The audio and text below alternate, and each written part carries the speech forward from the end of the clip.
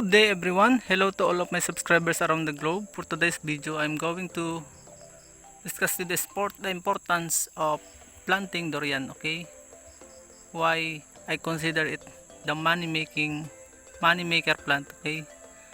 So with no further ado, didiscuss ko po sa inyo mga kababayan. Pasensya na tagalize tayo dahil for the sake of our fellow farmer subscribers around the globe, especially the American people, they are requesting for me to use caption instead of making a caption. I tried to my best, even though I'm not fluent in English. I tried to carbaw English carbaw. So pasensya na mga kababayan, kailangan ko itong gawin. So yun, with no further ado, let's start in the discussion. Simulan na po natin ang pag-usapan. May pera nga ba? Is there money in planting durian? Okay, let's start with the discussion about harvesting. Let's start with harvesting. Harvesting of durian has a low cost in terms of employment. Because why? Because you and the farm manager, you and one boy can manage your entire 1 hectare. 1 to 2 hectare is manageable by 2 person, okay?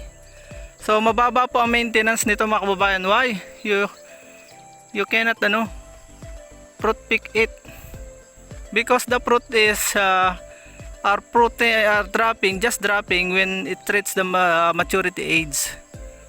Some farmers here in the Philippines are picking it when it becomes mature at the top, but as per advice, based on our experience, the taste is quite different.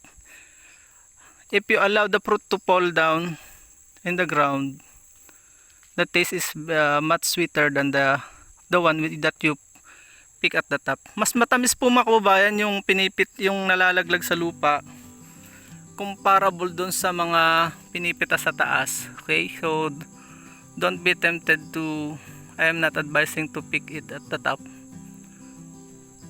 So yun, number one reason is you can save money by labor cost, okay, in terms of harvesting. Let's proceed to marketing. Marketing of durian is very high in terms of demand, okay, but the supply is very few sometimes because durian plant is prone to disaster, especially the typhoon. Once the typhoon, the heavy typhoon attack the place, many durian plants fall down, so the supply is affected in the next season, okay? So yun, demand and supply is not a problem, and you can sell it up to 100 plus per kilo. So the very lowest is 25 pesos per kilo. In this durian is averaging 1.5 to 2 to 3 kilos in terms of weight. So what an additional income for an ordinary farmers. So although some farmers are hesitant because of the disadvantage of planting durian, but if you are the risk taker and you are so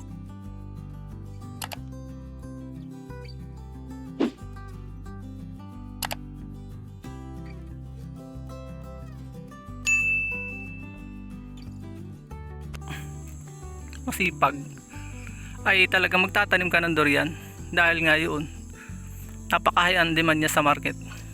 We have here although it's very limited in numbers due to typhoons, we have the so-called Davao variety. We called it montong o chani baga. I am confused which is the best term for that variety.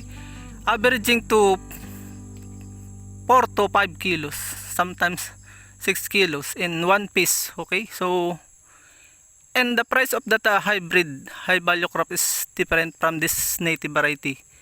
The native variety is 25 pesos, that the hybrid Davao variety is averaging 50 to 80 per kilo in wholesale basis.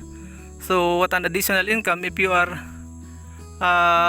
if your land is filled with different variety of this high value crop. Okay, let's proceed with that. Planting materials of durian averaging to 50 pesos to 150 pesos depending on the variety of the durian. Yun po, pag nabibili nyo po ito, 50 pesos hanggang 150 ang per seedlings. Okay, this plant is seedling. When you planted the seedlings, how long it takes to bear fruit? Yun ang tatanong natin. Ilang taon bago bumunga kay Eric yan? Hindi po kayo naniniwala. Ito halos almost 40 years old ako. Tinanim ko ito high school. So ito nasa 20 plus years na. Yung mga natatakot yung magtanong, nakailang bali na yan. Pero yan still nag-sprout siya. Tapos itong pinapakita ko sa inyong video is bunga na ng sprout po ito. So ganun ka survivor ang magaling sa survival ang durian. Even though it is prone to disaster, it will sprout naman. So and produce fruit again. So yun. Back to the question, how long is it will bear fruit? So in my experience, durian bear fruit po in seedling setup. It bears fruit 9 years. So I planted it during my high school life. So almost college na nung nagbunga. In the case of grafted bear fruit up 5 to 7 years depending on the type of soil you planted it. Okay, the nutrient present in the soil and the way how you care for your durian plants. Okay, let's proceed with the income that every one plant durian can give. So in my experience, this legendary durian tree, although the computation now is not included because of the heavily damaged. This is the heavily damaged. Hindi na po kasama yung kukumpute natin ngayon. During the the peak season niya, yung kanyang kalakasan, it averages 4,000 pesos in one tree. So what an additional income for ordinary farmers. That's why I consider it a money maker if you are planted this to your in a huge numbers. Okay, kapag marami kayo tinanim nito, wag mong sabihin sa akin, kaibigan kabayan, na hindi ka magkakapera, na nagyayabang ako, dahil marami na pong magpapatunay dito sa amin sa Victoria Oriental Mindoro. That's why my beloved hometown Victoria Oriental Mindoro, Philippines is considered as fruit basket of Oriental Mindoro because of the number one reason is the durian and other fruit bearing trees present in our localities. Okay, yun po ang dahilan kaya tinawag kaming fruit basket of Oriental Mindoro. So yun, let's go to the climate requirements. Durian plants grow in tropical areas, specifically the clay soil type. Yun ang gusto po niya, yung clay loam is also good, but it is not advisable to plant durian tree to the wet ground, to the flooded area. Why? Once the main root touches the river bank, do sa ilalim niya, yung pinakalinya ng tubig, the water flow, you will notice that it will die because of the presence of fungus in the main root. Okay, so don't try to plant it in the nearby river, but in the river bank, in the mountain, it's okay because the river is running. But in the case of the lowland, the water is stagnant. That's a big difference. Okay, you may ask me, Kuya Eric, how to prevent being damaged by the typhoon. So if your main crop is durian, plainly main durian in your farm area, I discourage you to do that. Why? Because we planted a lot of like we consider it a windbreaker, like what you see around this durian. Lot of rambutan, different fruit trees, bearing trees, marang, uloy, kalamansi, ang tag dito, cacao, lanzones. The purpose is this is the so-called integrated farming, diversified farming, planting different varieties of crops in order to gain more income. Another is the pest management, and another thing is to defend itself, to protect themselves from the typhoon. So the different types of fruit trees around the durian breaks the wind, strong winds during typhoon. That's the reason why our durian reach the maturity age of more than 20 years. In our fellow farmers, you will see that after the typhoon, all of the durian fall down onto the ground because of the lack of windbreakers. But the greatest truth is, the greatest windbreaker is prayer. So I am advising to, if you are not prayerful, don't try to plant durian, because you will cry after your farm experience the heavy typhoon. Okay, now let's proceed to, yun po yun, mga kababayan, may windbreaker para sa ating mga kababayan, mga Pilipino. Kung magtatanim po kayo ng durian, huwag niyo pong tatanim na sila lang mag-isa alone. Plant windbreaker like rambutan, lanzones, durian, kalamansi, etc. around the uloy. Yun po ang dahilan kaya tumatagal ang amin mga durian, umaabot ng more than 20 years.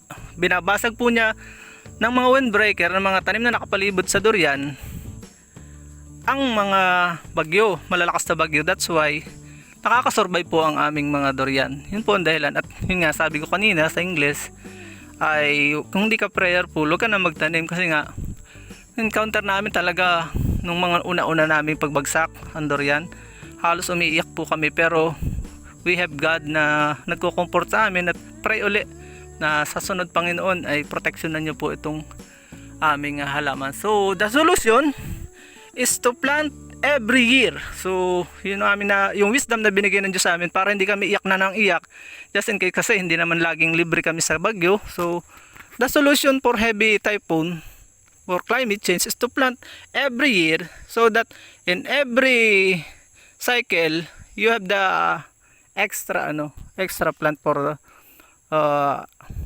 to support your losses during the previous typhoon. Okay, this is a Davao variety that I am telling you. Ito po yung aming Davao variety. Unfortunately, wala po ako may pakita sa inyo, no fruit for today due to the typhoon. So yan, yung weakness niya, nabagsak ang sanga. So this is the young durian plant. Okay, in terms of caring and maintenance, sama na natin yung kanyang training and pruning during young age. So I'm not advising to plant a durian plant in only 2 inches. So plant at least 1 meter height. Why? In order for the plants to survive in the grasses, so that it can compete to the other crops around the durian plant. Okay, so yan po mga kababayan, habang bata pa, talagang constant caring, remove the grasses around the plant so that it will grow vigorously. So in terms of pruning, please remember this bright idea. The secret in attaining more harvest, more income in dragon fruit, in durian farming, is the more branches, the more canopy, the wider the canopy, the more branches, the more income, the more fruit, the more income. Okay, yun po ang sekreto, the great principle. Kapag marami pong sanga, maraming bunga, maraming grasya, marami kang kita. So of course, yun. In training, in order for you to achieve the higher the bigger number of branches, you need to remove the dominant the dominant branch like this one. I constantly remove and cut. Okay? You'll see that I cut the tip. Why? In order for the other branches to grow, and it grow evenly. Pantay-pantay po paglago. Pantay-pantay din ang dami ng bunga. So, at mas malalakas po yung the bigger the branches, the higher the capacity to resist the storm, the typhoons, okay? So yun. This is the bigger one. If our durian grows as big as this, maintenance become lower, okay? It can kill the grasses around the canopy. Napakalilong po niyan. Pag lumalaki na, buhay na yan, yung ganyan kalaki, kita nyo, hindi na po yan mamamatay. It can survive even in the forest. Kahit po sa gubat, buhay na yan pagka ganyan nakalaki. O pag nagtagal-tagal, papapatayin yan. Let's proceed with the fertilization. Okay, before I forgot, fertilizing the durian tree is a low maintenance, low cost also. Low cost po ang kanyang fertilizer. Why? In our experience, we are not applying any single fertilizer. So we are just collecting all the pollen leaves and put it on the tree around the canopy. That's why it grow bigger and vigorous. That's it. That's very simple. That's why there is more money in planting durian. Low maintenance, no fertilization required, just care for it. But I suggest, if you are going to fertilize it, use organic. Organic pong gamitin natin. Mas mabilis po sila. Durian plants loves organic, okay? So this is one of the biggest durian here. If you planted seedlings, in seedlings, it has a higher income due to the bigger branches, but it is very prone to heavy typhoon because of the height, okay? Mas prone po sa bagyo yung matataas, pero mas malaki naman ang income niya. Mamili na lang po kayo. So we prepare to plant seedling and budding. So one of the experience of our fellow farmers here in Victoria, Oriental Mindoro, my native land, he plant durian bigger than the coconut tree and have a bigger trunk. So napakalaki po nung tinanim sa aming kababayan dito sa Mindoro, Victoria, Oriental Mindoro.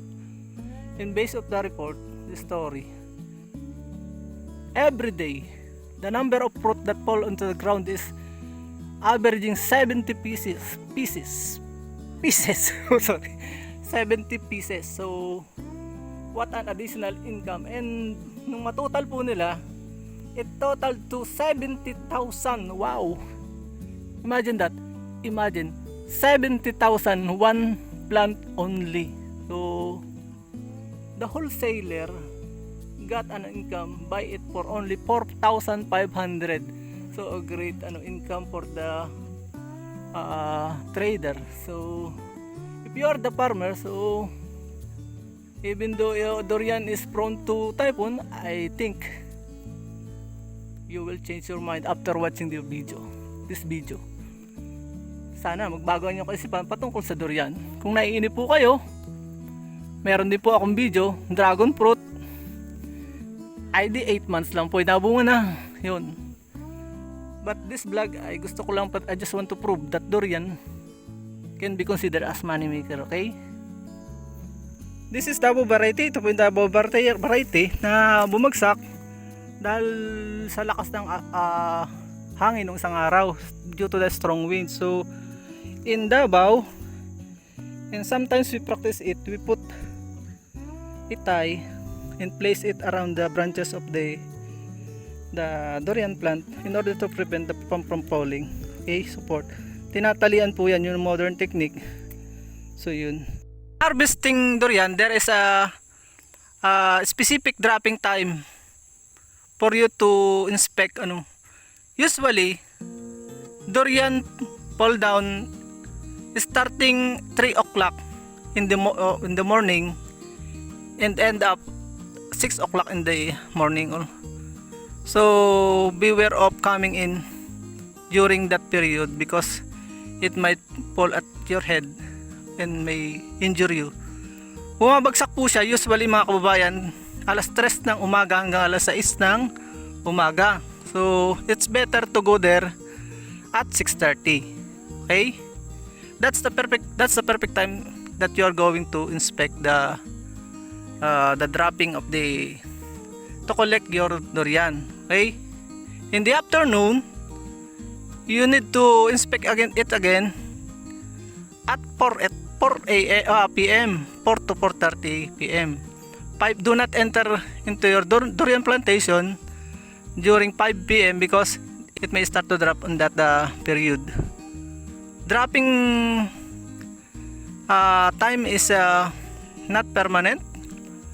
Sometimes it changes, but the time that I gave you is the usual timing of dropping. Okay, yun po yung kadalasan. Minsan nagbabago po. Minsan araw pumapatak sila, pero madalang. Usually during night time, marami pong pumapatak. Okay? Hope na nakatulong po ako sana sa inyong pagdedesisyon. Don't judge the durian because there is more money in durian if you are so willing to plant it and put the right technology in it. Okay? Hope you are blessed by my video. Kindly give me a like and share this video so that other people may know and blessed by this video. Okay? Thank you for watching. It's me, your Ka-Agri, Kuya Eric Tenor. Sign off muna tayo. Saying God bless you all. Mabuhay. Thank you for watching. See you in my next videos. Bye bye everyone.